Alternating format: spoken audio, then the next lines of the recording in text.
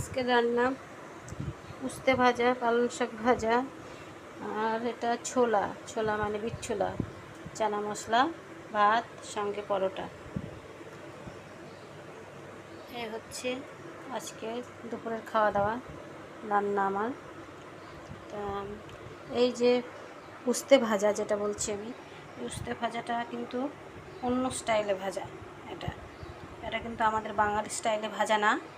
এটার মধ্যে লাল লঙ্কার গুঁড়ো, কী বলে আমলকি গুঁড়ো, তারপরে লবণ, হলুদ, চালের গুঁড়ো সব কিছু দিয়ে ভালো করে চটকিয়ে নিয়ে এটাকে মচমচে করে ভাজা।